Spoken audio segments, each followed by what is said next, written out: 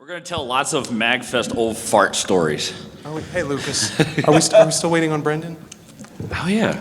Are we going to wait on him? He said he's going to be here, but we'll see. Have you seen Brendan? Yeah, I saw him. Yeah. We have 4 minutes, yeah. So, show of hands, who here knows Brendan? Okay, so there's a few of you. Yeah. All right, is it 10 o'clock? No, we got a couple minutes yet. All right, we'll hang out for a few minutes. I'll give you a topic to discuss. The Holy Roman Empire was neither Holy Roman nor an empire. There's neither Holy Roman nor... Unfortunately, I think half this room doesn't even get the joke. We're old. I play Civilization 5. So do I. We should have a game later. No, I don't How have many times have you played the mech thing? Oh, Battletech? How many times have you been through the line? Only twice, because I wanted to be fair to everybody else. It's like a roller coaster for this guy. We're ready again. Again! I was showing the guy in the room all these pictures from. By the way, if you ever want to see pictures of MAGFest 1 and 2, the Wikipedia page, if you scroll to the bottom, the external links, I have hosted a bunch of pictures of MAG 1 and MAG 2 there, so I was showing them to someone earlier, but... Which includes this man holding the very first TurboGrafx 16 ever made. Did you guys see the Nintendo PlayStation they have in the next room? The demo, the prototype unit, that was pretty cool, yeah. Definitely check it out. They have The owners of it have a panel tomorrow at 6, I believe. Check your guidebook. That sounds about right, yeah. Check your guidebook. It's definitely worth checking out. The Nintendo PlayStation. Hold on, back up. There's a Wikipedia page with MAGFest 1 stuff on it? MAGFest has a Wikipedia page. It's a crap show, it really is. It's just a regular Wikipedia page for MAGFest, but the external links at the bottom, there's MAG 1, MAG 2, and I think MAG 5, some God. pictures. Because we don't talk about MAGFest 3. We really don't. Three. If we're going to talk about it, we should talk about it before Brendan gets here. I went to 1, 2, and 4. We were. I missed 3 was like the first one I missed. So we're just going to go down the line and how many MAGFest everybody's made or something? I've done 10 at this point. How many? You've been. I've done 15 MAGFests. Rez here. I'll introduce everybody in a minute. Rez here was on the original, like before MAGFest, he was on the original planning committee with us. So he was original staff, and he was at MAGFest 1, and he's never missed a MAGFest since. So out of the remaining, they call themselves the Lumberjacks. We'll explain. You guys know what the Lumberjack thing is? Are there any Lumberjacks in here, Joe? Okay, cool. We got one. Yeah. Woodman of the World. You know Woodman of the World, they have an office on Peters Creek. I drive by the sign every day. I know, I fixed their computers one time. Oh, okay, yeah, sure. I know I saw Joe Cam here, and Brendan's here, and Bob's running around somewhere. So Zerum. Is he? Okay. Zerum's here. Yeah. Zerum's here. So it's not going to go down to 12 this year. It's still going to be 13 of you? I hope. Any of them not here yet? We'll find out. It's 2 till. Close enough. We'll go ahead and get started here. Are we recording at all? Yep. Yeah. Hi. We're recording here. Hello, interwebs. Yeah. We'll post, not live stream it later. I had a couple of friends on some of my Facebook groups wanting me to live stream stuff from here. I said, the MAGFest, the organization, is already doing plenty of live streaming. It's everywhere. Are we getting 2 recordings? All right. Cool. Yeah. This man's going for the viewer count achievement right here. Thank you. There you go. We'll go ahead and get started. So my name is Joe Yamine, and in 2001 I conceived the idea for MAGFest and put together a group of people, and in 2002 we had the first MAGFest, and I was the chairman, and then everybody had stuff going on, so we sold the show in 2003 to Brendan. Except me. Yeah. Well, yeah. Except for, we sold it to a guy named Brendan. Some of you know Brendan. He may or may not be here in a few minutes. And we helped him out with MAGFest 2. And then from 3 on, he took over. And then sometime around, because Paul showed up at MAGFest 2. He was there, wasn't he? 3. Oh, 3. Okay. 3. And then if you guys know Dom, he showed up sometime around 6 or 7. And Dom loves butts. Yes, Yeah. Dom loves butts. They'll explain that to me later. So sometime around MAGFest, like 5, 6, 7, the new group started kind of coming together, and then they officially took over MAGFest around 9 or 10, and then that's where we are today. I'll introduce these people up here with me, and I'll talk about the beginning of MAGFest for hopefully only about 5 minutes, and then I'll turn it over to Q&A. And you can just ask us whatever you want. Ask us about video games, ask us about whatever you want. What do you guys do for jobs? Oh, I don't know. Nothing right now. This is Rick Scott. We call him Rez. There's a story behind that name. And I already kind of told you guys about Rez. This is Tom. Now, Tom, at MAGFest 1, we got to the hotel and we started setting up Thursday night, because originally it was a 3-day show. And we go out to get some of the arcade cabinets. I think we had 6 arcade cabinets at MAGFest 1. And 3 of which worked. Yeah, that's right, yeah. The local putt-putt lent us a bunch of arcade cabbies that didn't work. Yeah, like none of them worked. But we come back in with the cabbies, and there's a guy with his own TV and his own Neo Geo AES. He's already sitting there, he's already set up, and he's already playing games. And it was this guy. So Tom here was not like the lowest registration number, but Tom was the first MAGFest attendee to ever show up at a MAGFest. First person to play a video game at Yeah. MAGFest. That's right. They're gonna have that on my tombstone when I die. You know? Something like that, yeah. So And then on the far left, well, you're right, my stage left. This is my brother John, and John's pretty much been with us since MAGFest 1 as well. Yay. Thanks. All right. So let me try and give you the 5-minute, 10-minute version of how MAGFest got started, because I'm timing you. yeah, I know. Well, we did this panel 5 years ago because we try and do it every, for an anniversary. So we'll do this again at MAGFest 20. And the last time we I talked and I don't want to talk this time, because if you let me talk and talk. Did You will. anybody do the Happy Console Gamer? Anybody listen to his podcast? The guy up in Canada? He's really good. They had me for a podcast, and then his viewers got mad because I talked too much. But the quick version is It started in the basement of a comic shop. something like that. Yeah, sort of. there's a lot of alcohol involved, I believe. No, actually, well, At that was Katsucon, later. at Katsucon there was. So I had this friend, Sean Ryder, and I should mention Sean, he's not here with us this week because he's busy. In fact, he hasn't been to a MAGFest since MAGFest 2. But Sean was my co-chair, and while everybody was invaluable to the show, MAGFest would not have happened without Sean. I know some of you here from Roanoke, some of you know Sean, he really was, kind of my right hand in all of that stuff. There's a dirty joke in there somewhere. Let me tell you about Sean's position. Sean.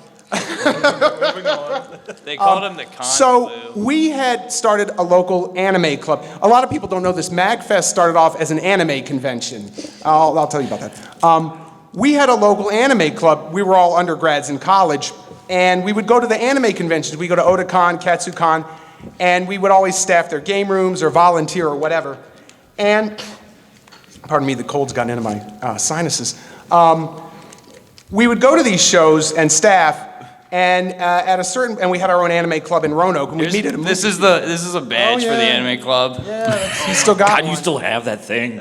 Yeah, no, mine. has it in his wallet. And they let us meet at a movie theater. There was no movie theater at the old shop. It's a vacated, condemned building at this point. So at Katsucon 2001, we were all a little tanked, and we had the idea to let's do our own convention. We've been staffing enough of these. We know how to do it. There's nothing like this in Roanoke. There was a sci-fi show at the time called ShivaCon, which is not around anymore. And so Sean said, well, tell me this again tomorrow when you're sober. I think your exact words are, we can do this better than them. Something like that, yeah. Well, I think we did. So then the next morning we're packing up the car to drive back from Katsucon to Roanoke, and I looked up and said, let's do it. So we started planning a show called Omake-Con, which omake is Japanese for gift or present or bonus. Yeah. And the idea was to have it with more of a video game focus than other anime cons, because you'd go to an anime convention at the time, and the video game room was a stack of N64s playing Super Mario 64, and one of them playing the Ava game, which was Evangelion. You guys know Ava? Yeah. Don't go too anime nerdy on them. At the time, the Ava game for 64, it's a good one. If they've got it around, you should check it out this weekend. It's a fun one for that era. But as the planning progressed on Omake-Con, we wanted to do more and more and more with video games and less with anime. So it kind of dawned on me. I said, you know what, I said to Sean, let's do it as a video game convention because there's not a lot of that. And I went online and I did some research, and there was a show up in Minneapolis or something called JAGFest, the Jaguar Festival. That's anybody from the Midwest Gaming Classic here? No? Okay. Nope. That used to be Jaguar Fest, JAGFest. And there was a classic game expo in Vegas every year, and there was the E3 Expo and the CES. And there was a little show in Philly called the Philly Classic. Some of you might know that one. Which is now known as Too Many Games. Yeah, that's right. It's too many games now. But there was really nothing for video game conventions. So we started doing it, and there were some bumps because some of the staff, the original committee, they weren't really video game people. They were anime people, and they didn't like that. So, there was a little bit of lateral movement, but the hotel contract was in my name. The business licenses were in my name, so it was going to be a video game convention. So you remember Post, right? Who here was dating Post's? Amy. Where's the guy? Yeah. So the guy that your girlfriend's aunt married, Amy's husband, he was my roommate no, that was before he was 30 seconds. Yeah. This is 7 degrees of MAGFest. So we were throwing around a couple of name ideas, and we thought Video Game Weekend. I don't know where MAGFest came. What it came from was, you guys know what the original name of the show was before it was the Music and Gaming Festival? Right. There you go. Yeah, it was the Mid-Atlantic Gaming Festival. And that got shortened to MAGFest, and that may have had something to do with JAGFest, I don't know, but then they changed their name. Time's up.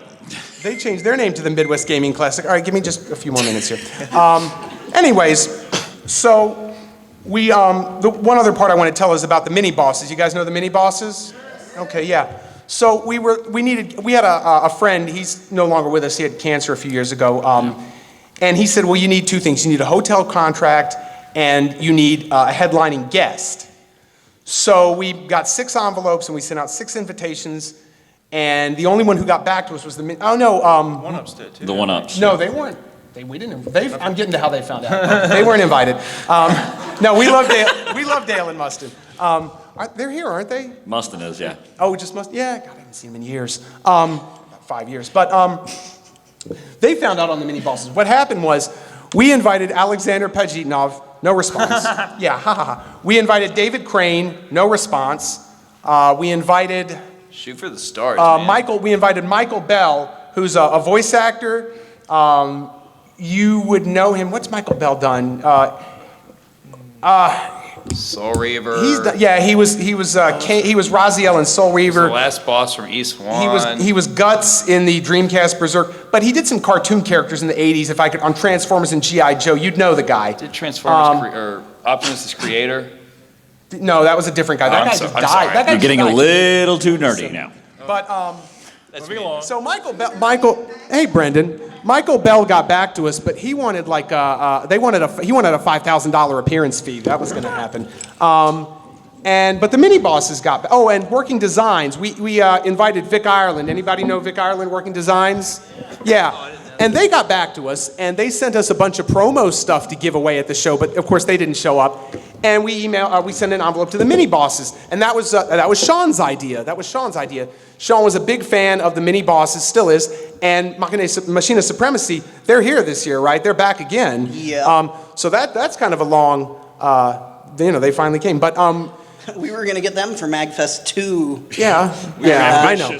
But the mini bosses got back to us, and they said, if you pay for our plane tickets, we'll show up. So we did. And they put some stuff on their website, and suddenly all of these music-related guests, because we hadn't really thought about it, the idea to do a video game music concert was just one of several different things we wanted to do. It wasn't the main thing, or, we didn't see the show becoming 50% music. That was just one of a dozen things that would have equal weight, right? It was an afterthought. It also wasn't a thing that people were thinking about at the time. Yeah. Like, Nobody was doing concerts back video then. game music, OCR was starting in 99. Yeah.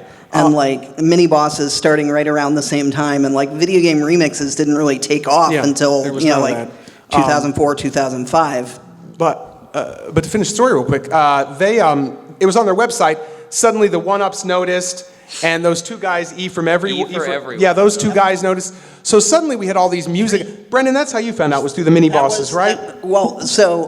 I saw you, it was you and Sean Ryder at Otakon. Okay.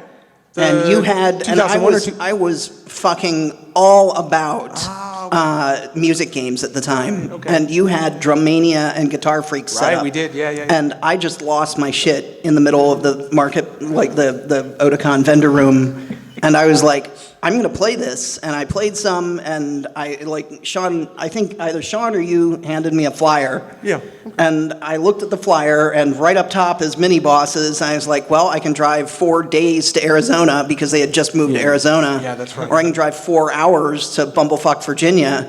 I think I'll choose 4 hours. Yeah. And I drove to MAGFest. And then I sent a confused email to you and Rez about, hey, I wrote this Dance Dance Revolution clone for IDDR. Linux. High DDR. Do you think I might be able to set it up in the game room? And I think at the time Joe was like, I don't really want to deal with you, maybe Rez will. Yeah, I was, I was letting Sean, and they were dealing with a lot of it because there were a million other things going on. So, by the way, people here who are not, because I know there's a few of you here from Roanoke, people here who are not from Roanoke, how many of you have actually ever been to Roanoke?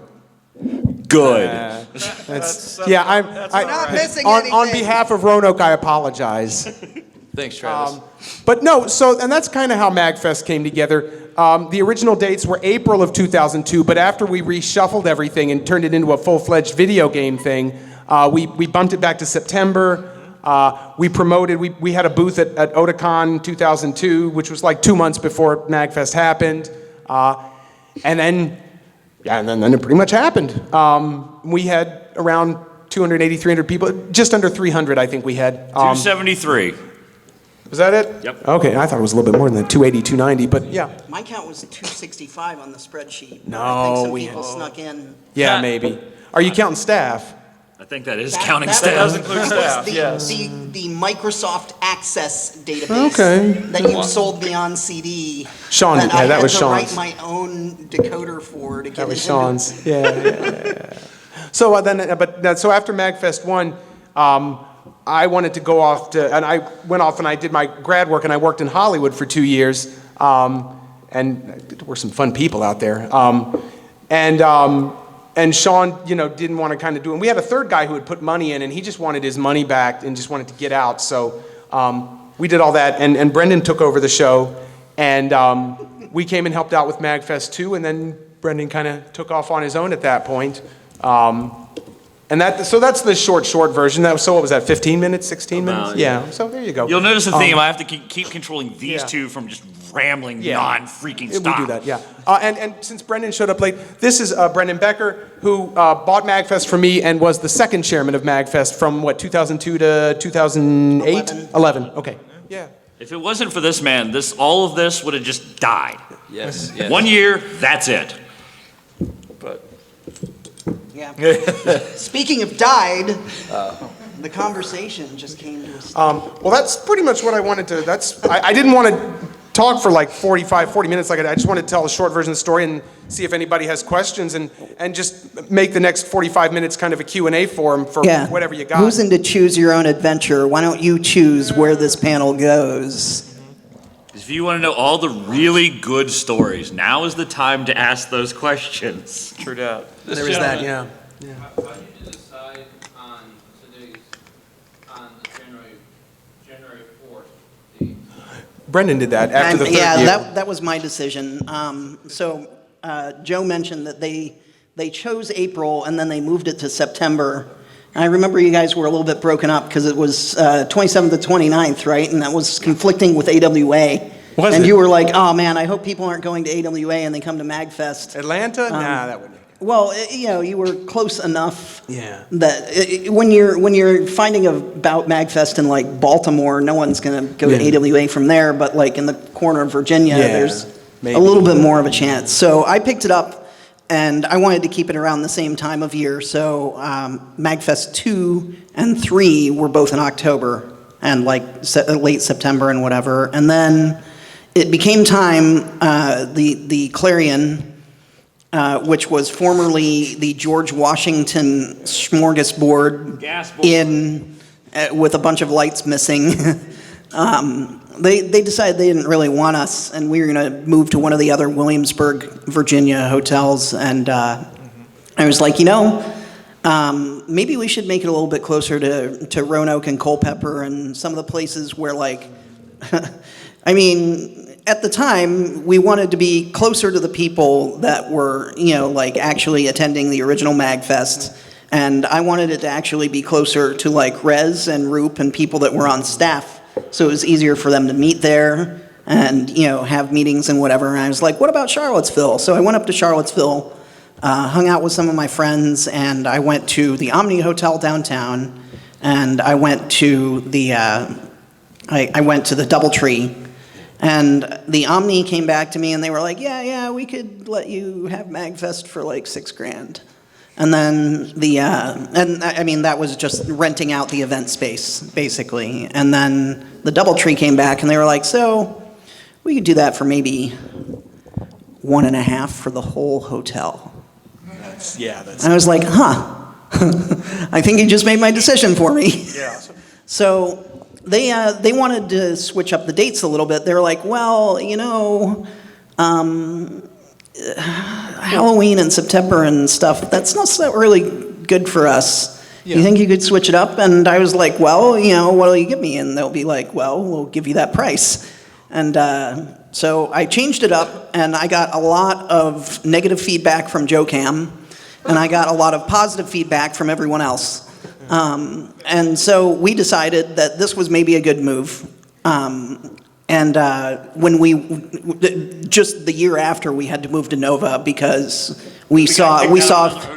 Well, actually, I had met with them, and they were going to invite us back, but they weren't going to have room for us because we had grown in 1 year, 250 more people. We basically had another, MAGFest 1 was the 265, 275, whatever. MAGFest 2 was 375. MAGFest 3 was around 450, 475, 500, somewhere around that. MAGFest 4 was 750, and it was becoming imminent that our growth rate was about 50%. And so I was like, well, if we're going to grow by 50%, we're going to end up at around, Over 1,000. 1,000 people, and we're going to need to figure out where to put these people. And like one of the rooms in the DoubleTree caved in right before MAGFest 4, so we couldn't use it. And then I met with them. And they were like, okay, we're ready to invite you back. And I was like, where are we going to put the people? And they're like, so what do you think about like maybe an inflatable tent or a canopy in the back of the hotel? I was like, these are a bunch of video game nerds. They're not going to want to go outside in the middle of January. Who wants to do that that's normal, even? And so we started shopping around in Nova. We ended up at the Sheraton that Anime USA used to be held at in Tyson's Corner for MAGFest 5. And then for MAGFest 6, we discovered the Hilton.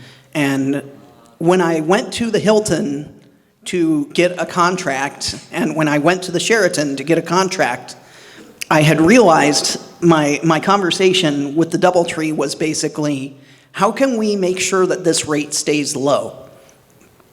And usually the hotel's question back is, do you want food and beverage? And the answer is no, because we're just a crowd that's going to go to Taco Bell for $1 instead of spending like $10 on a cheeseburger.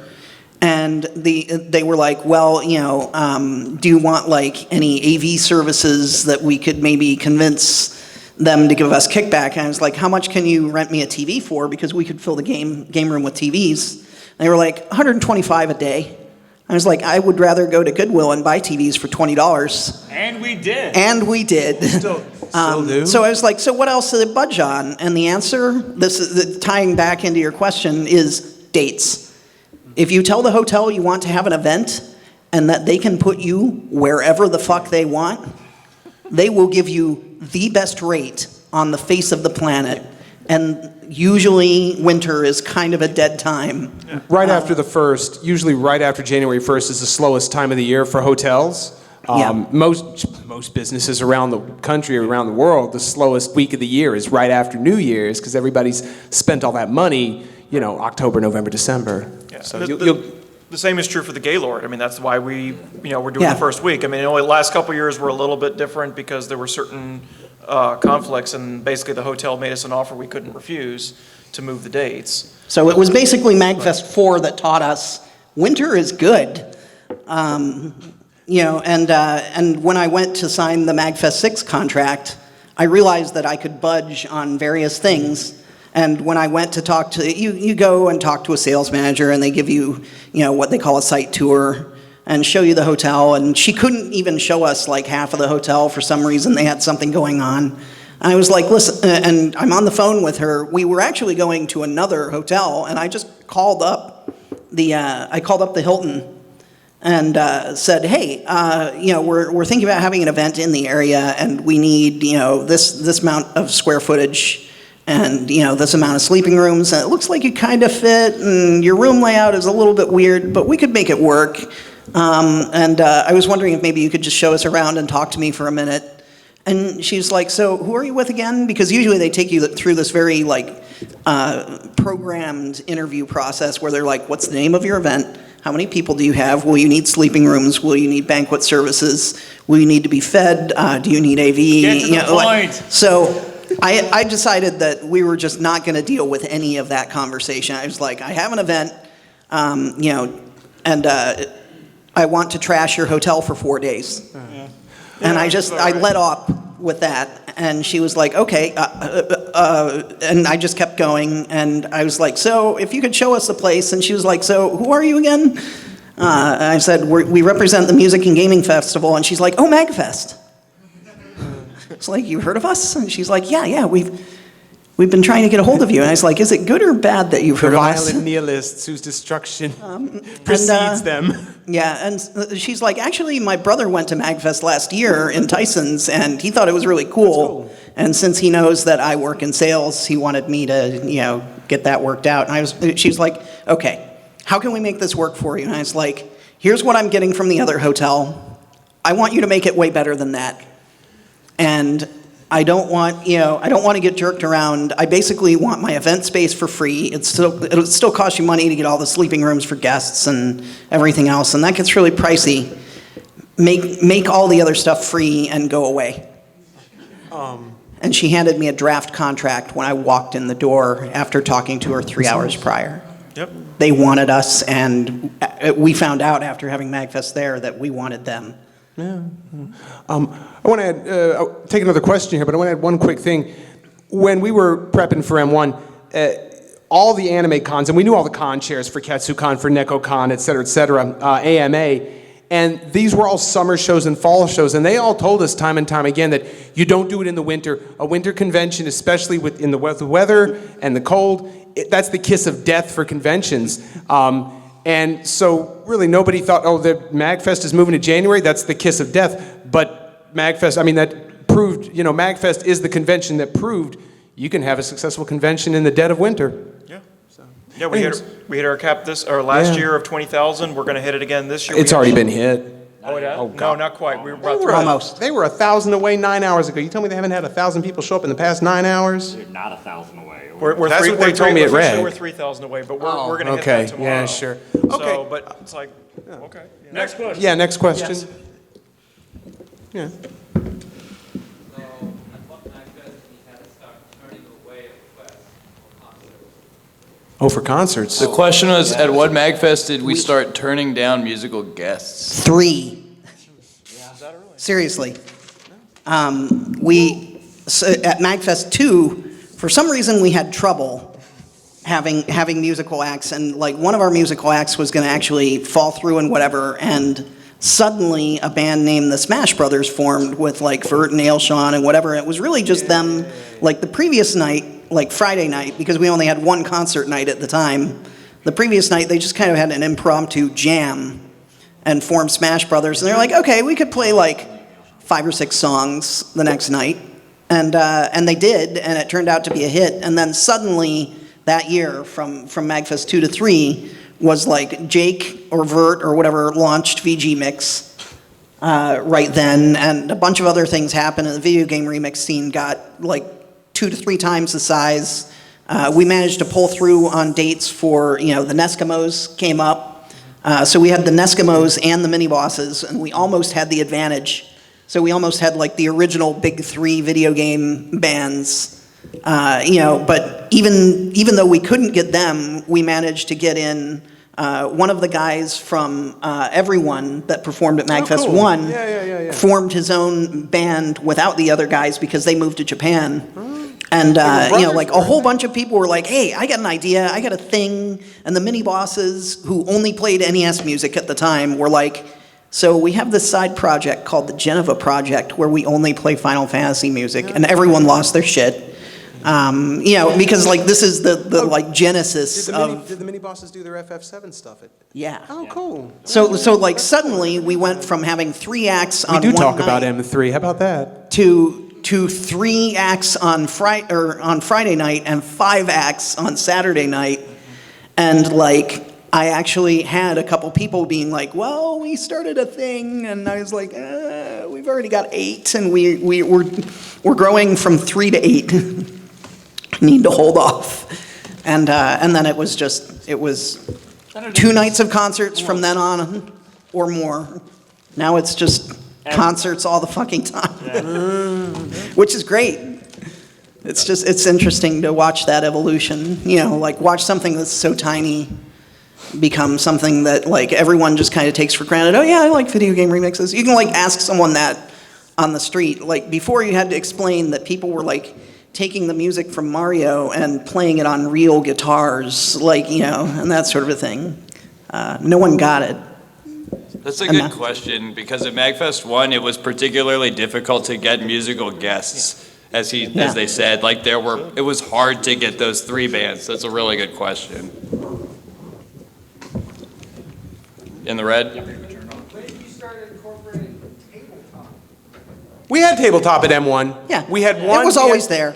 We had one table in the hallway where there were like 6 guys around it playing D&D. But we had, it was my cousin Rick was in charge of all that. So yeah, we had tabletop at M1.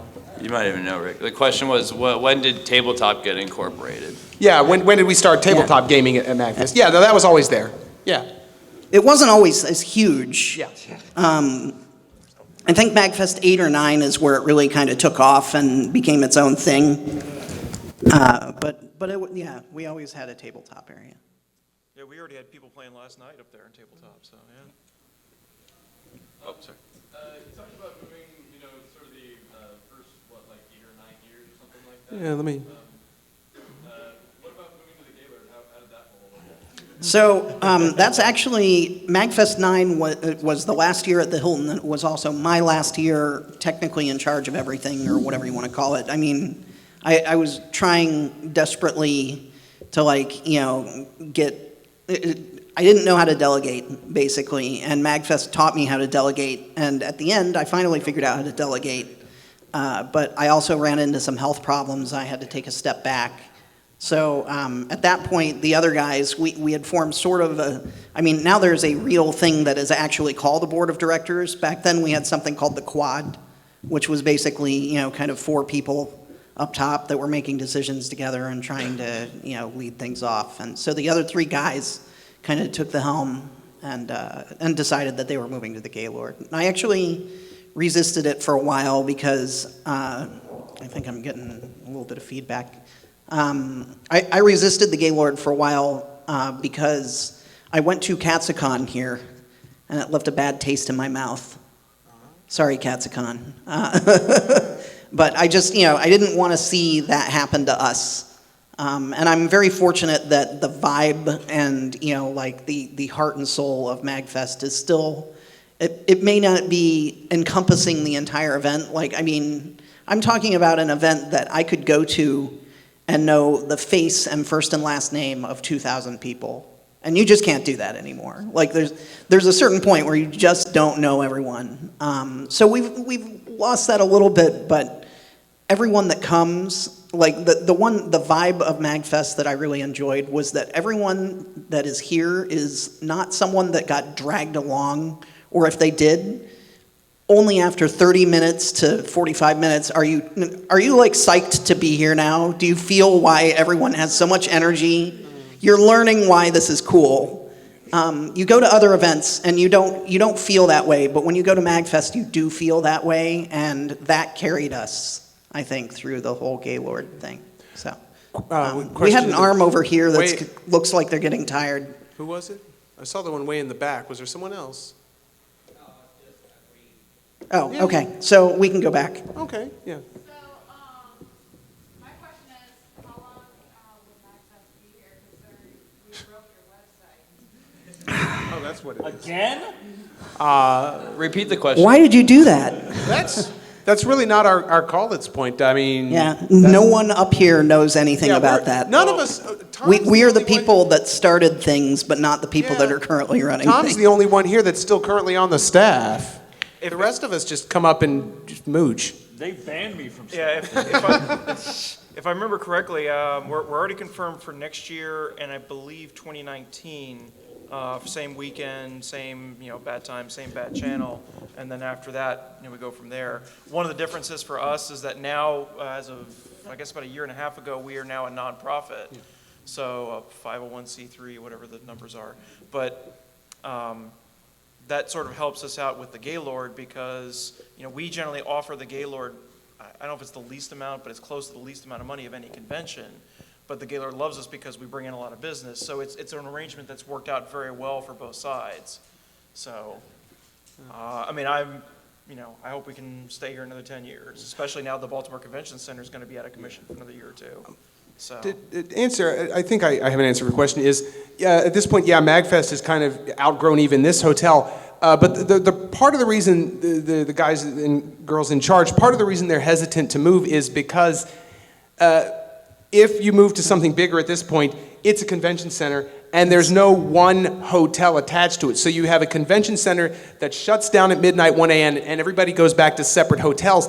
And that kind of, they're worried that will ruin the community spirit of MAGFest. And I can kind of see that. But yeah, I mean, for the flagship show to grow at some point, it's Also, something bigger's got to happen. To train another convention center or hotel at this point is like, oh my God, you just don't even want to bother.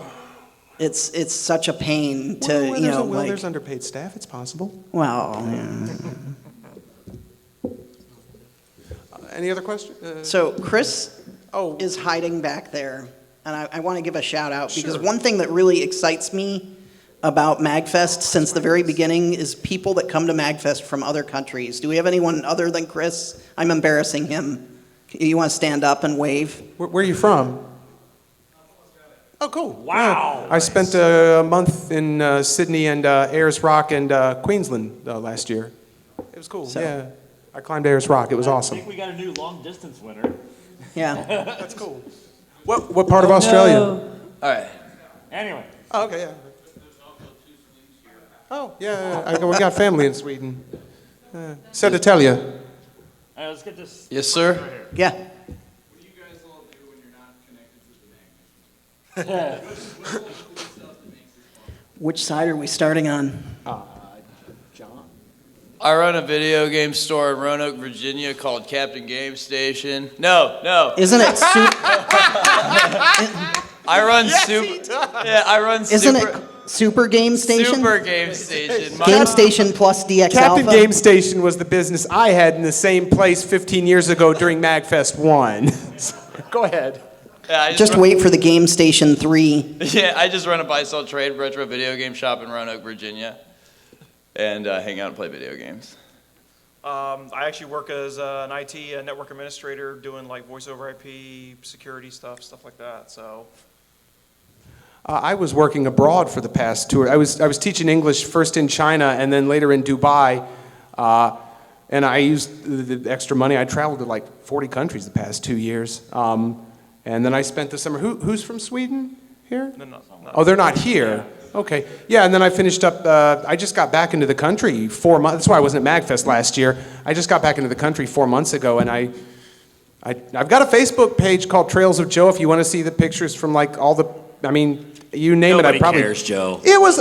Hey, I climbed Mount Fuji. What'd you do last year? Wow. I went to MAGFest. That's true.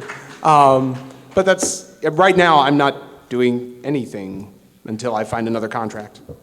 I basically, I fix Apple computers at an audio video store that is literally down the street from the first MAGFest hotel.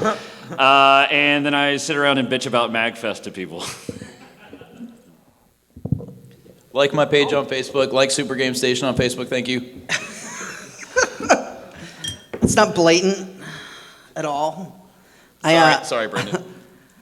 I write chiptunes and game soundtracks for a living, probably thanks to MAGFest.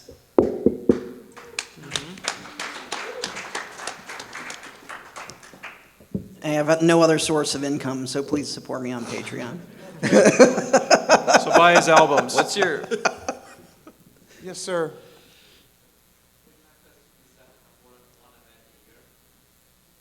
When did you start doing the traveling show in Magstock? Let me get this one. Okay, yeah, go ahead. Okay, so I think it was around MAGFest 7 we had the idea. See, a lot of ideas for MAGFest start out as jokes. Okay. Yes. You're cut off. No, let him. I want to hear him go with this. You two have been talking enough. All right? I'm with you. I want to hear you answer this. History wrong, man. It's Rez's time now. Well, basically, we toyed around with the ideas like, well, what do we do MAGFest outdoors, like at a campground or something?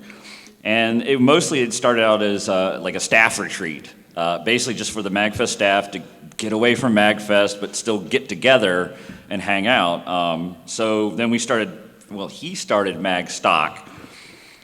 And then I think it was around MAGFest 10 or 11. That was an actual joke. It was like, wouldn't it be funny if we went back to the Mark Center and we had another MAGFest and, the best one, because 9 was too crowded. We're like, well, 8 was cool. Let's call it MAGFest 8.5.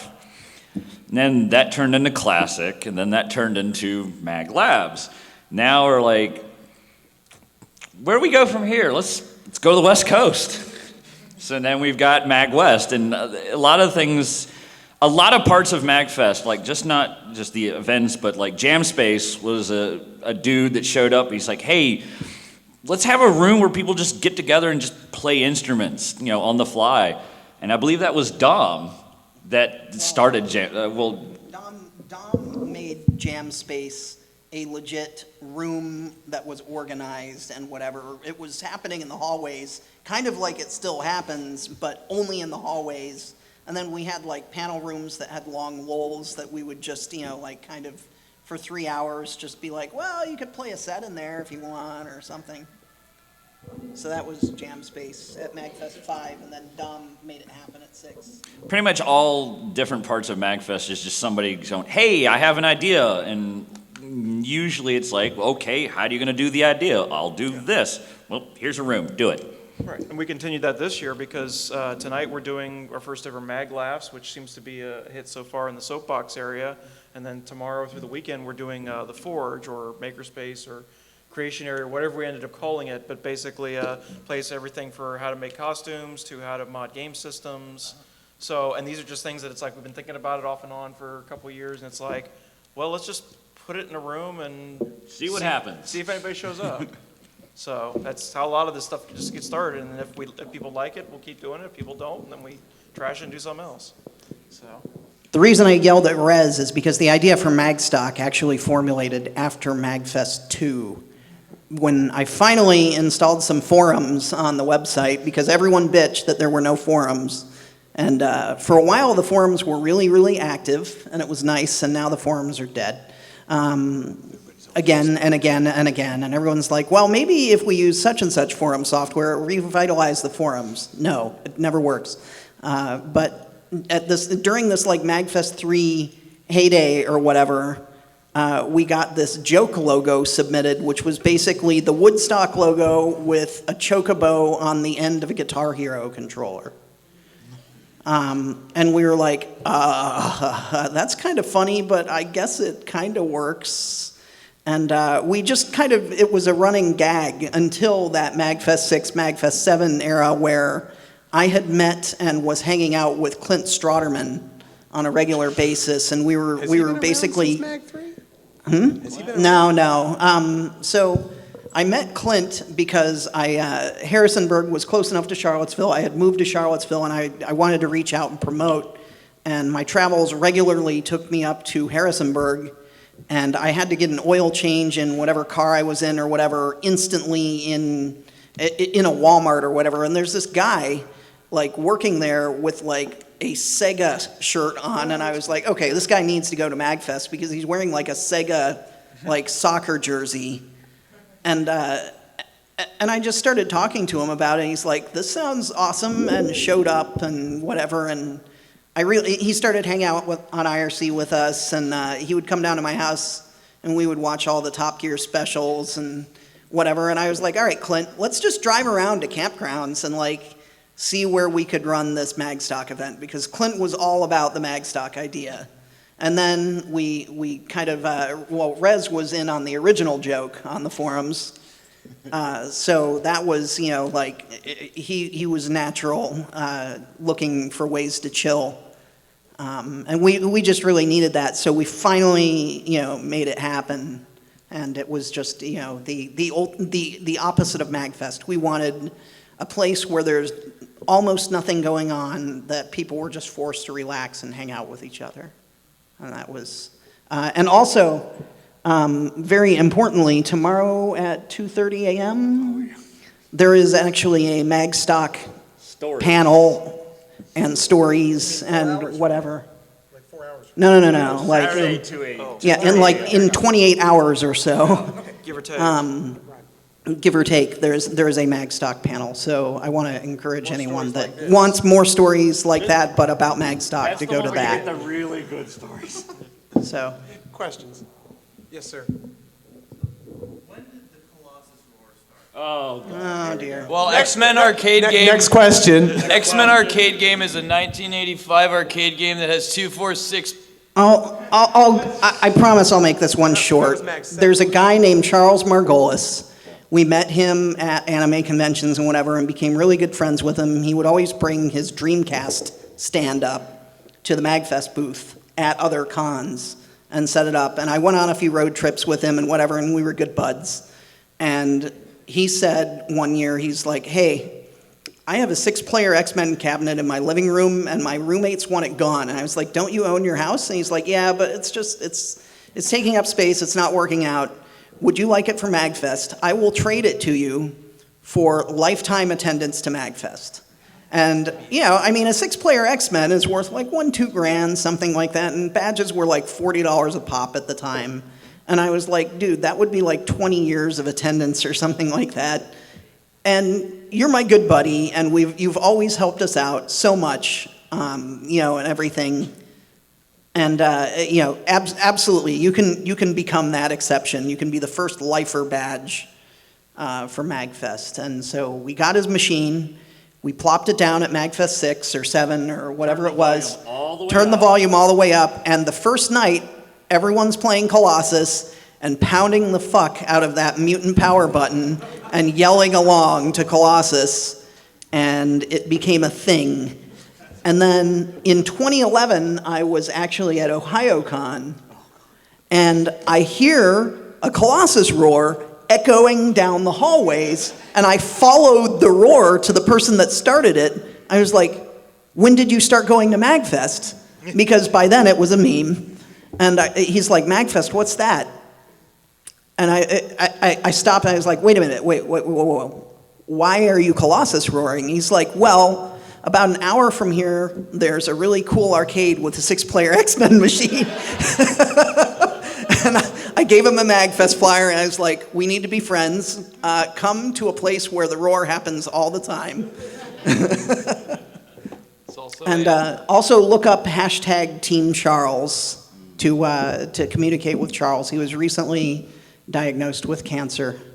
So we're looking to help him out and send him moral support. He wasn't able to make it this year, and he's really broken up about it. Blue. What's the coolest thing you were trying to pull together in some previous MAGFest that just couldn't come together? That's a loaded question. Everything and nothing. The question was, what was a big goal that MAGFest had, like an amazing goal that didn't quite get reached? Yeah, I got an answer for that. With MAGFest one, so MAGFest has kind of gone in a different. I'm very happy with. Don't get me. I'm very happy with where MAGFest has gone. But originally, what I had thought. You see, at the time, there was no E3 on the East Coast. They tried to do E3 in Atlanta one year, and all the people on the West Coast pitched a fit, and they never did it again. That was like E3 '98 or something, and. So that was that's why we went to E3 2002 before MAGFest, and we petitioned every vendor in the hallway, Nintendo, Sega, Sony, you name it, and they kind of laughed at us. And of course we're going back to 2001, 2002 here. My original vision for MAGFest was closer to what Penny Arcade has become, but I'm kind of glad that MAGFest has gone in this direction instead. Because, in the end, I don't think I would have been happy with the corporate sponsorship. But that was, the idea for MAGFest was to try and put together some sort of giant industry show on this coast. And we were trying to do it 2 years before PAX existed, just saying. I never knew that, Joe. Yeah. Well, specifically the part where you're happy that it went in this direction instead of the E3 direction, because really every video game event ever in the heyday of E3 wanted to be E3, and some of them wanted it so bad that they would, for example, sign a deal with the devil, aka NBC or something. And some people know what I'm talking about, and good for you. I'm not going to explain that. But the point is that after I grabbed MAGFest from Joe, I saw a very specific special thing. Because since grade school, I always wanted to figure out a way. I set up the equivalent of a lemonade stand in front of my house with 2 TVs and a Master System and an NES. And this is in I don't know 1992 or something. And I was like, I have to figure out a way to get a bunch of people into a building that want to do this. And whatever, and I went to MAGFest, and I realized that Joe had realized basically that in a very cool, comfortable party atmosphere with music and people that really wanted to be there. And I decided to grab a hold of that when I took over and really emphasize that instead of, let's get Nintendo in the door and let's make good friends with, with the big guys, Sony, whoever, because I really wanted to focus on, friends and gaming and whatever. And so I was worried about the liability, because when you've got 20,000 people boozing up, that's, and MAGFest has had a couple of accidents over the years. And the other thing I was worried about was and this was in 2002 when, the only examples we had to follow aside from E3, were like KatsuCon and Otakon, because there were no big video game events, but there was the Classic Game Expo in Vegas. They're pretty big, but that's Vegas. I mean, you just roll out a red carpet and people spend money. It's a casino town. So, I didn't really see where a show could grow without, financial backers and whatnot, which, I was wrong. And also at the time, and this was my own short-sightedness, actually. For me, the 4 or 5 years I was going to the sci-fi shows and the anime shows, the big draw for me was always the vendor's room. But late 90s, early 2000s, it was getting to the point where you could buy all of that stuff online for a fraction of the price. So for me, the draw to going to conventions was kind of going downhill. And in my mind, that was the draw to a convention. I had a friend once say to me, people go home because the vendors don't want to hang out more than 2 or 3 days, and there's nothing left to do once the vendors go. That was Dave Baer, by the way. Dave Baer said that. So I thought as the internet generation grew and grew, which it has, that conventions and communal things were going to get smaller and smaller because people are going to be socializing, virtually and online. And kind of the opposite has happened. As the internet has grown and grown, people are craving events with, in-person social interaction, which was kind of a basic psychology thing that went right over my head at the time, but, I was like 23. So, yeah, anyways. Yeah.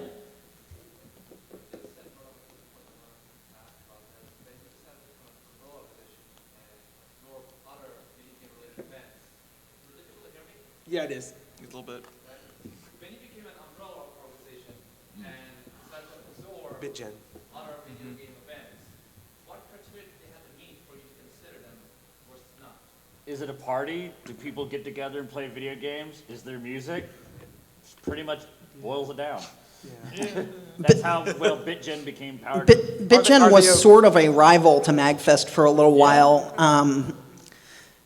In short, for a while, we weren't inviting Entertainment System to play MAGFest. And it wasn't really anything personal. Like, I know Chris and JD, and, you know, I've been to a bunch of their shows and whatever, but, you know, like, this is, again, part of we had to say no to certain bands. We already had bands, and the list of bands that we already had was very solid, and we had, you know, like, basically at that point, JD was like pushing demo CDs on people at like Mini Bosses shows with their cover of Castlevania, their cover of Street Fighter II, and one other track, I think Tetris. On people at shows to try and book shows. And I mean, sometimes that's how you got to do it as a musician. I can definitely say that now as a career musician, but we were already booked up, and like they were like, just keep us in mind for next year. And like next year, you know, Mini Bosses said they wanted to come back. Smash Brothers said they wanted to come back. They were already like our known, you know, like guests or whatever. Mini Bosses dropped the "We Want to Play Final Fantasy" music bomb, and we couldn't say no to that. And like whatever, and so, no, we didn't want to say no to a lot of things, and so I think JD and Chris, the Entertainment System leads, really kind of felt slighted by that, and they started their own show, which was basically a single-day concert that became BitGen.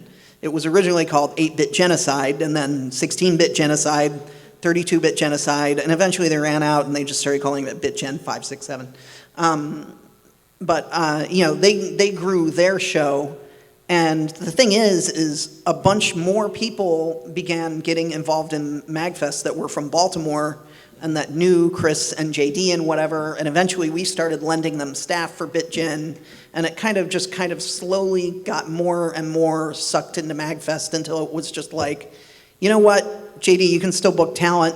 I think this is how it works. You should ask at the How Does MAGFest Work panel run by Dom for sure, but I believe basically what happened is we were like, we're gonna put the MAGFest logo on BitGen. We're gonna help you with funds so that you don't have to worry about like, you know, accidentally running out of money and you can't buy like a case of Natty Boh and a pizza or something because that's Baltimore for you. And basically said, we're going to do all of that, and we'll even give you staff to run the stage. In exchange, you can still talent buy and whatever, and you make sure that you put your all into that show. And it became a part. And then Game Over came out of, you know, like people constantly asking us to travel with MAGFest. So we would basically run a pseudo equivalent of BitGen in a bunch of different cities. Was separate from MAGFest originally? Game Over was an offshoot. Once MAGFest became we used to be an LLC, and now we're a 501c3, and I didn't form the 501c3, I formed the LLC. So during the LLC days, when you're a limited liability corporation, the whole point of doing that is just so that you don't get sued. Like, that's really all it boils down to, or that the partners don't get sued, the organization does. Mm-hmm. As a 501c3, you have to maintain, you have to say, hey, we want to be a nonprofit educational organization, and you need a mission statement, and you need to follow that mission. And basically, you know, MAGFest's mission is to, you know, educate and make people aware of gaming and gaming culture and that sort of a thing and whatever, blah, blah, blah. But the point is now we need these other events to support our mission statement. So we began getting more serious and branding everything and making sure that it looked cohesive. Any more questions? What? Front here, because you've asked like 4. Where did Rez's new game come from? Okay, all right. Yeah, okay. So, it's not really that crazy. He's a huge Nine Inch Nails fan, No, that's not. He likes the boss from Gex. and he cut himself on a razor. No, here. What? He wants to know how Rez got his nickname, Rez. Basically, I kept getting, when we would go into the anime club meetings, there's this guy There was a guy had the last name Resner, and he kept mistaking me No, for him. I'm there like, was- I'm not Resner. Yeah, I'm not there Rez. There was, like, I had this friend, because this was like in 99 and 2000 when we like had friends in chat rooms that we didn't know in real life. And I had a friend, a guy who would chat me up like about, I don't know, Metallica or something. And his name was Rick Resner. And he was a local in Roanoke, and he kept, we should find out, because this guy was a local in Roanoke. We should track this guy down. Yeah. But It's like, I took your name, man. He showed up. And, oh, so are you that Rick Resner guy I'm always chatting with? No, I'm Rick Scott. But I wasn't paying attention, so eventually everybody just started calling him Rez, and the name stuck. So yeah, that's my fault. It's also the last boss in the Gex series name. Yeah.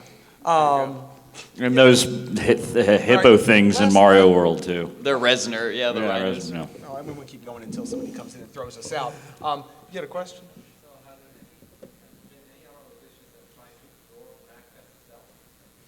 Has anybody tried to absorb MAGFest? What? Well, there was that one year where you tried to buy it back. Yeah.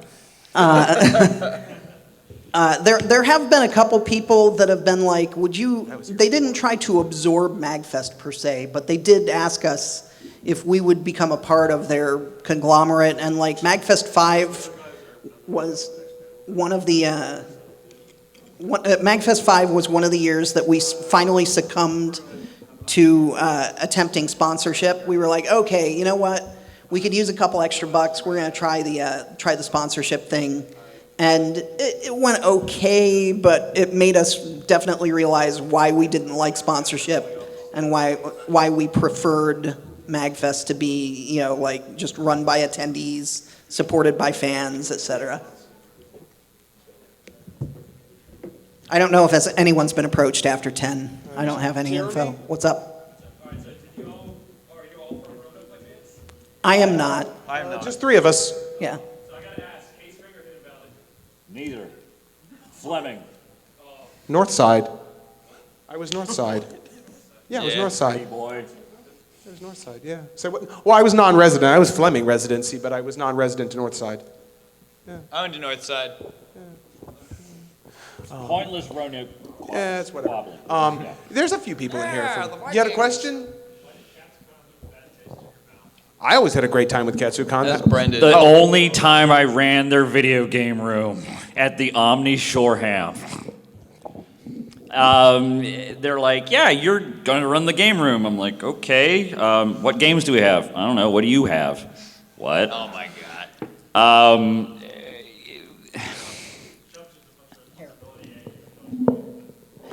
Anime cons really like to look organized on the outside. All fan cons really. Any fan convention really likes to look organized on the outside and is not organized on the inside. And MAGFest is certainly included in this. But we kind of decided that we were changing our direction, and suddenly everyone was like just focused on that ultimate goal. And it changed the way we were organized and the way we worked. And we have a lot of staffers that are extremely good at flying by the seat of their pants. That really helped out. But I think it was also the posting on cosplay.com. well, Talked about MAGFest. KatsuCon is ritually a very high-end cosplay event. And also, just there were specific incidents that resulted in it was nothing like that. We didn't have like a beef with KatsuCon or anything. It's not about that.